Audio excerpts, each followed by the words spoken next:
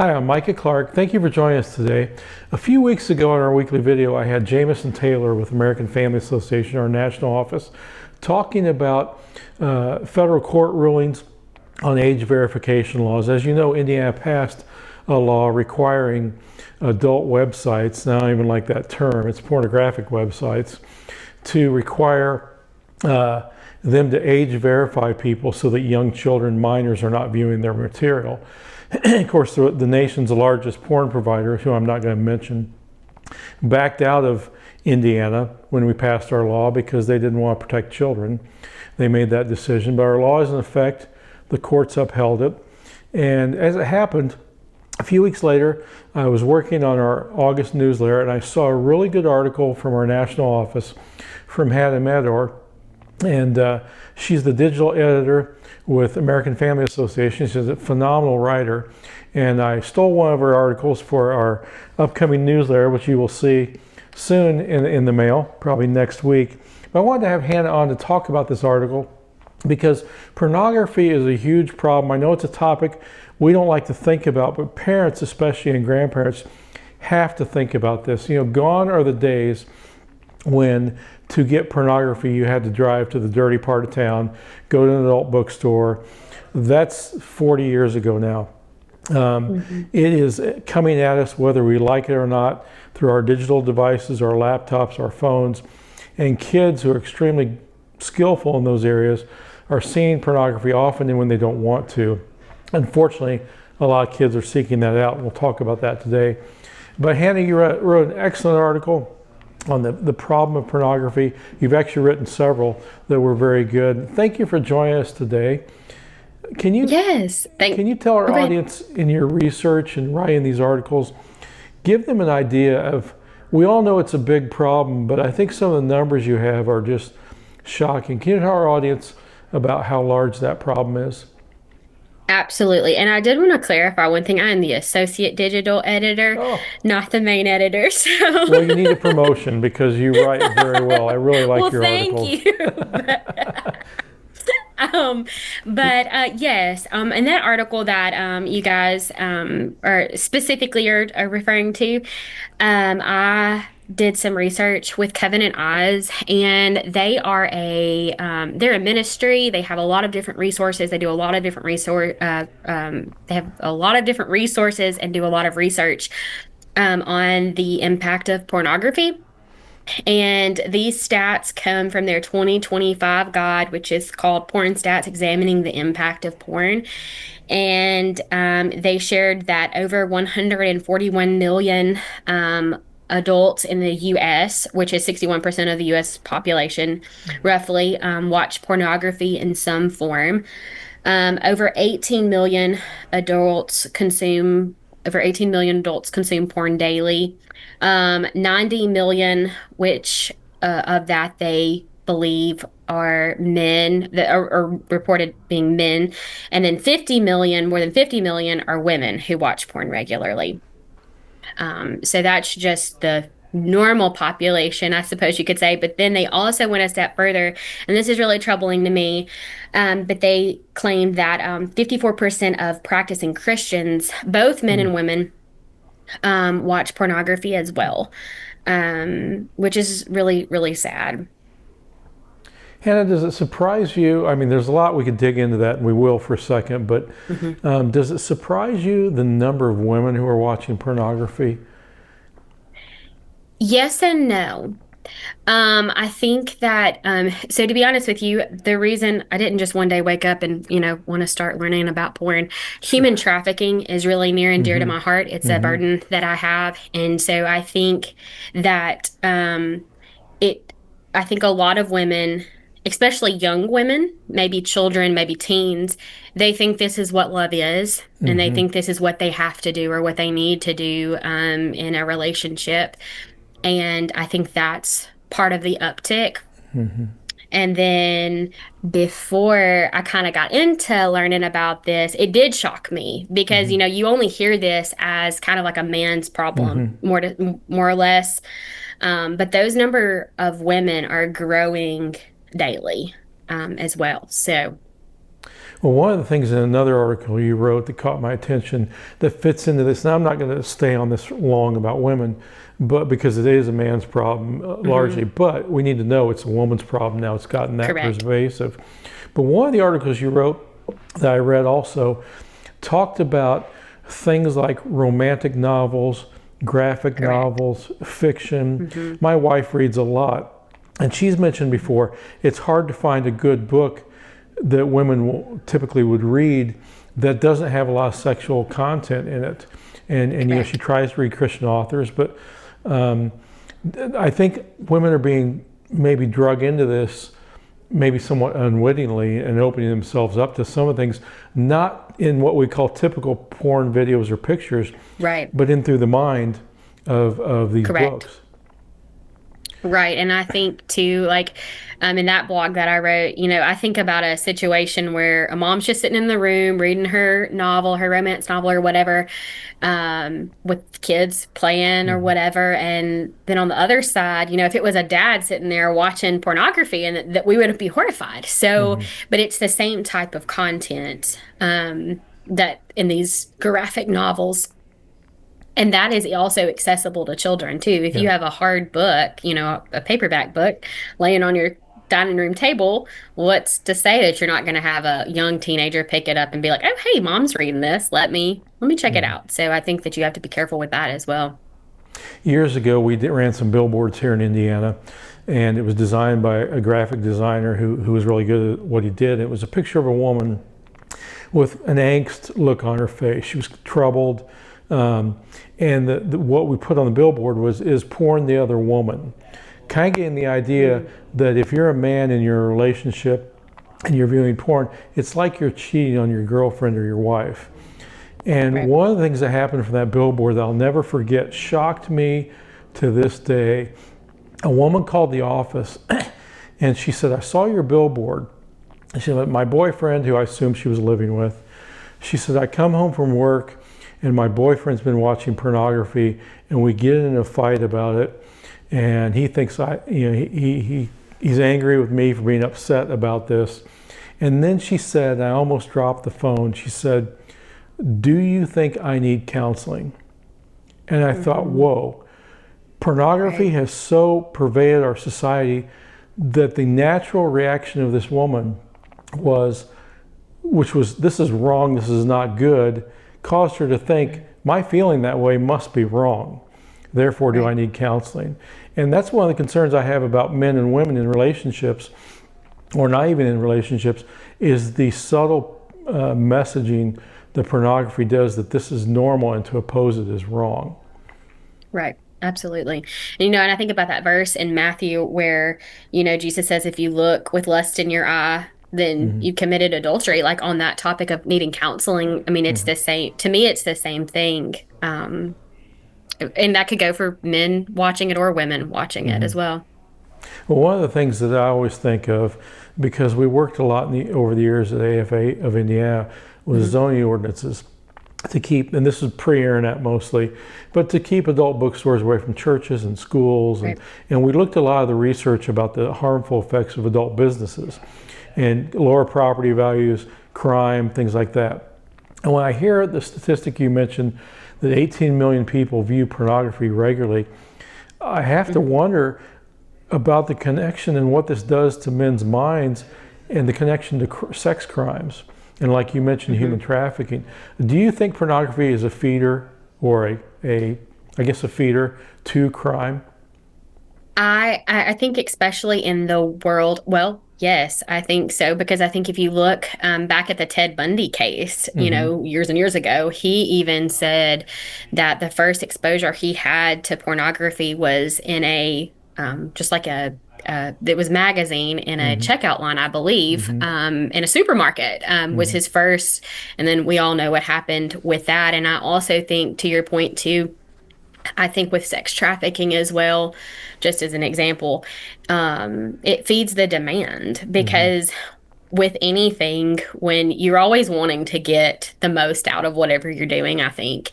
And I think with pornography, these people keep watching and watching and watching, and then eventually maybe it turns into more than that, or whether that's, whether that's in your marriage or whether that is going out and actually buying sex. And then that, of course, fuels the demand for sex trafficking to keep happening. And so I think absolutely, I think that it is, it is fueling crime. Yeah. One of the things that concerns me, and I asked this of somebody one time, being kind of naive, I thought, with all the internet pornography out there, you probably don't have as many adult bookstores as we did in the 80s, 90s, and 70s, but strip clubs are still around. And the person said, well, people who view pornography want to then see the live dancers, and he said it feeds into that industry, because I'm concerned about the harms of strip clubs as well. And so I do think, like any addiction, it has a progressive nature to it. I agree. One of the things I get asked from parents a lot, and grandparents, it's so pervasive. And one of the stats you had in the article was that 1 in 10 kids feel like they're addicted to pornography, and 1 in 5 say that they have a problem with pornography. One of the concerns I have is what steps can a parent take to protect their children from this? I think the biggest thing that I would say is to monitor their phones, monitor their internet access. I spoke with someone from NACOSI, the National Center on Sexual Exploitation, years ago, and she told me, you could lock your door at night and you would think that your household is safe and you wouldn't have to worry about anything. But right now, when you have cell phones, when you have internet, you have an access to anything, whether that's parents and especially when that's children. And I think that parents have to be involved in that. My personal preference would be no smartphones for children, to be honest with you. And that's not a popular opinion, because I do understand the need of wanting to be able to talk to your child if needed or whatever. But there are, non-internet phones. I guess they're dumb phones. I don't really know. But that's an option. And I think that there is, of course, different things you can put on your computers, tablets, TVs to help block that.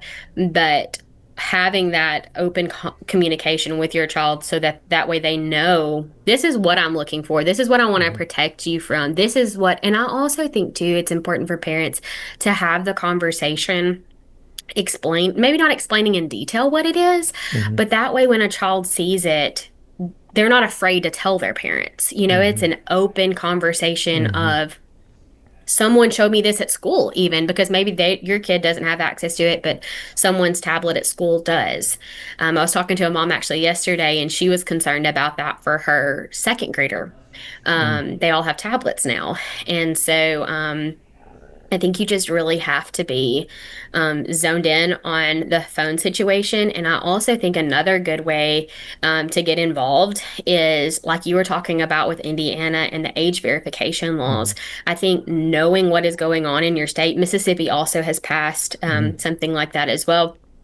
And I think it's pretty telling that the major porn site that you were talking about is choosing not to, just leaving altogether, which is great. Praise the Lord. I'm so glad for that.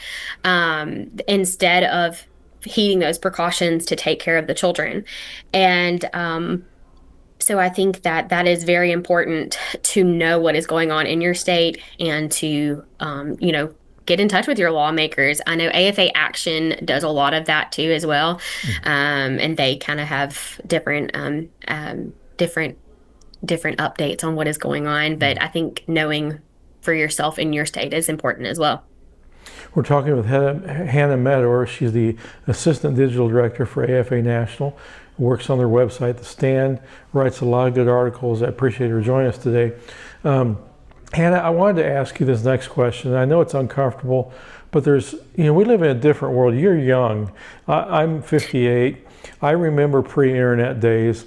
I remember growing up as a teenager, the big concern parents had was R-rated movies and, maybe pornography of some father who had magazines in a closet or something that kids find. Right. But there's so many things that have changed in the last 30 or 40 years that parents and grandparents really don't even think about. And it leads me to this question. We talk about what parents can do. I think churches need to address this issue too because it is so pervasive. What do you think churches should do, and should they address this? Absolutely, I think they should address it, and that is a burden I have as well. I think that number one, I think iron sharpens iron. I think that there Mm-hmm. should be we have discipleship groups at our church. I think that there should be an outlet for that. I think there Mm-hmm. should be women, and nobody really wants to admit that they have a porn problem. I Right. think, but like that stat showed earlier, it is very obviously happening in the church. Mm-hmm. And I also think, too, like we're talking about equipping grandparents and parents, I think it needs to be talked about. Of course, you have to be mindful of little ears and Mm-hmm. exposure and all of that. But I think you could do a Wednesday night or a Sunday Mm-hmm. night parents, grandparents, guardians only class about what is happening Mm-hmm. of the dangers on pornography and how it leads to just different sex trafficking or any, Mm-hmm. how it connects just to protect our children. And I think something for marriages is needed. I Mm-hmm. think that there is an untapped ministry Mm-hmm. there that it's been so taboo to talk about, but it's happening. Mm-hmm. And, I think about our founder, Brother Don, and Mm-hmm. he was not afraid to Right. talk about the hard things. And I think that's something that the church lacks today because we don't want to hurt anybody's feelings. Not all churches, but I think that we're more timid. And I think that that's part of where we're hurting. Not only for church members, but also outside of the church. People who are struggling with pornography. Because, I mean, you could work with somebody and be like, hey, I'm going to this and, Mm-hmm. whatever, kind of offer that invitation, just like you would a church, but to a to address this problem. One of the things may have gotten the cart in front of the horse a little bit here, but I think the first thing a church should do, I think they should do both these, but the first thing I think we need to do too, and many churches do this, but they're even afraid to do this, I think, a lot because it's uncomfortable. Churches need to teach a biblical view of human sexuality. Sex, Agreed. there is a lot of research that would shock people about sexual satisfaction. What they find is married couples in churches with a biblical worldview, contrary to what Hollywood shows, actually are the most sexually satisfied. But when you do, like anything, when you do it God's way, there are good results. When you do it the Absolutely. world's way, there aren't. And I really think churches need to set early on a biblical view of sex, just like we do with the biblical view of finances. Dave Ramsey, a lot of churches are using that. Larry Burkett, they used to and still do. But we're a little hesitant to talk to people about this is God's view and his intent for sex. Do you think churches are maybe lacking in doing that? Do you know? I do. Yeah. Yes, I do. One other thing that maybe you've gotten into, I haven't read all your articles, but we talked about the age verification law. I'm looking at Mhm. here in Indiana what I think 4 or 5 other states have done, and we got it through our Senate this year. Didn't get through the House. We're hoping to come back and look at this.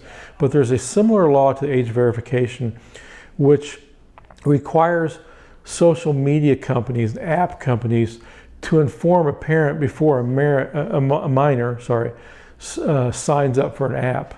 Because what I've heard is, while you're not going to ask a kid to sign up for a pornography app, some of the games, some of the other things can be very edgy, and they can sell products to kids that parents don't know about.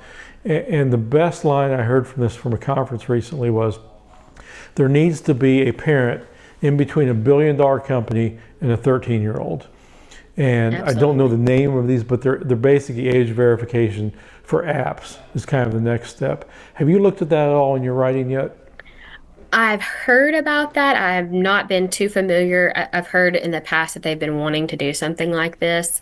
I'm not really up to date on what's happening, but I think that it is absolutely needed because kind of like what you're talking about too, so many times a child can communicate with somebody that they don't Mm-hmm. know. Mm-hmm. On these sites. A few years ago, I wrote an article about Walker Montgomery and I interviewed his father. He was 16 years old, and this is just an example of sextortion.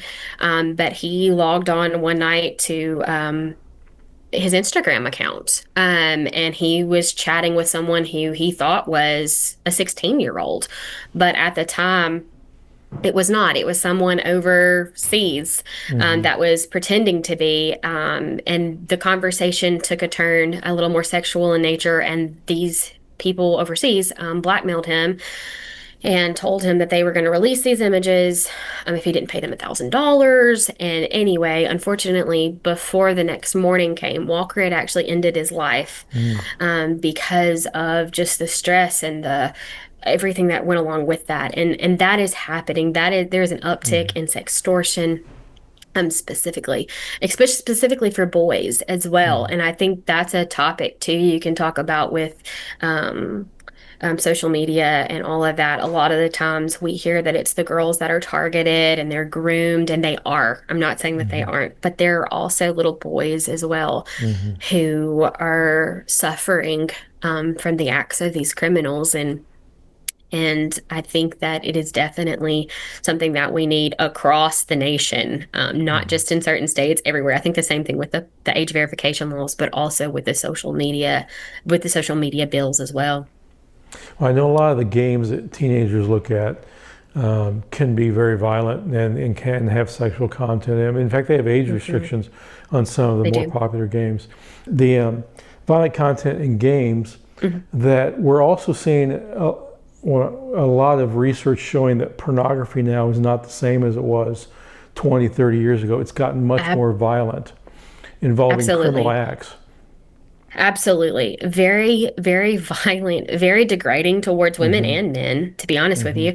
And I think that that is another concern with the children watching it. And I don't condone the Playboy images or the still shots, but it's so different than just that simple maybe picture that was in those Hmm. magazines years ago. And now, I mean, if you've got a smartphone, they can pull it up instantly, Hmm. and it's videos. It is Hmm. a film. It is so graphic. Rape is a big Um, theme in this Rape. too. Yes.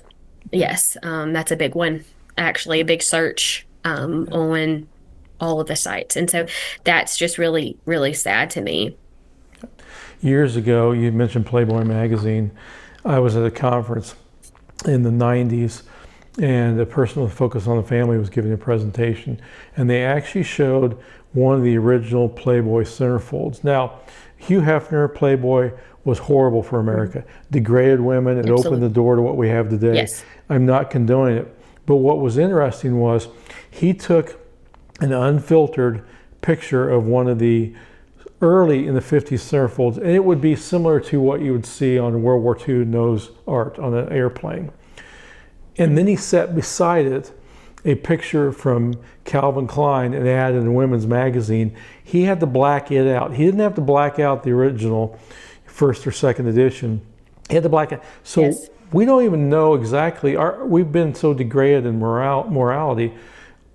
What we see today, even on TV, would be considered pornography 40 years ago. Absolutely. And it's coming every other 5 minutes, I feel like, on my Hmm. TV when we're watching a show with commercials.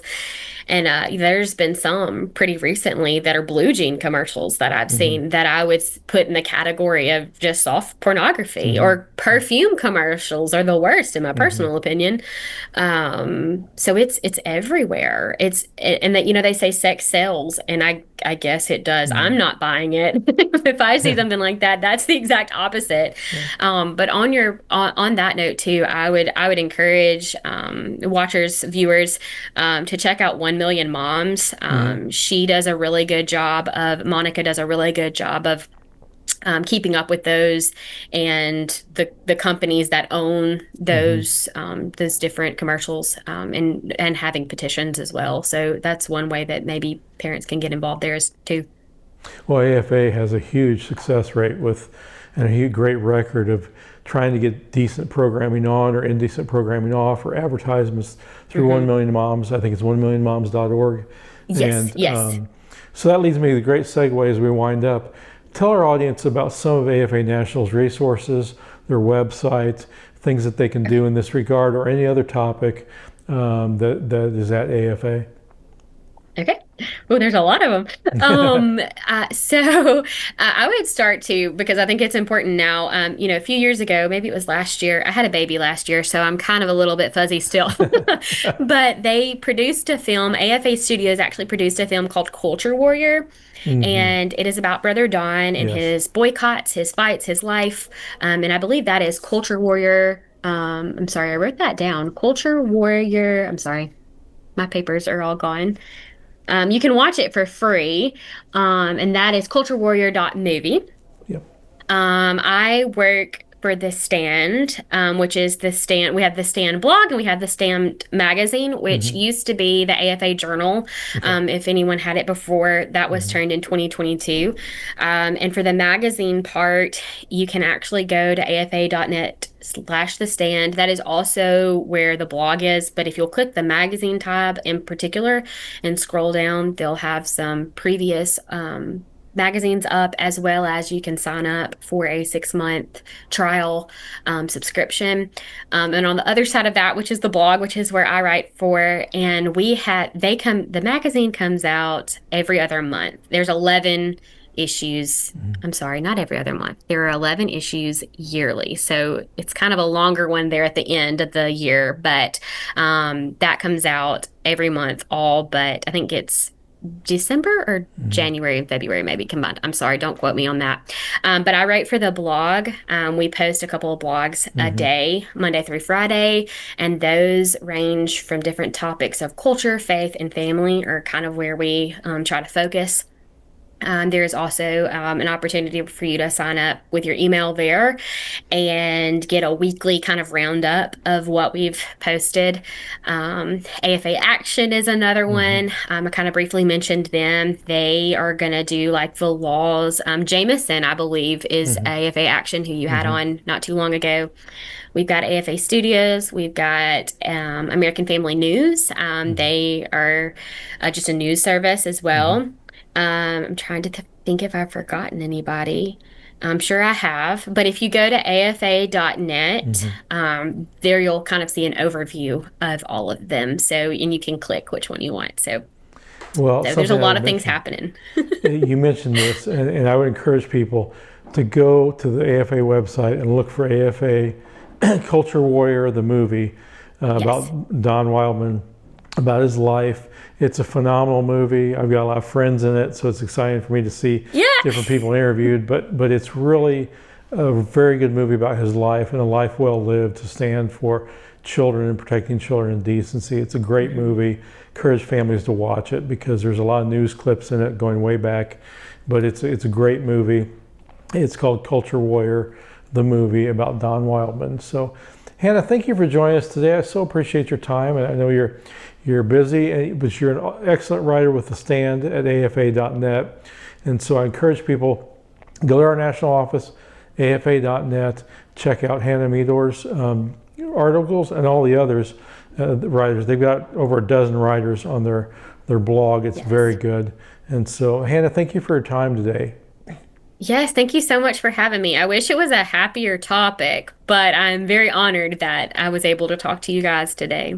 Well, it's a difficult topic, but we have to address it because it's a major problem for kids and families, and we can't ignore it if we want to protect children and families, which we do. So thank you for joining us today. I hope this was helpful. Feel free to pass this video around. We'll have some links below in it for you to check out. But this is a very big problem. It's probably not going to get smaller. It's one of these battles you have to fight family by family and person by person.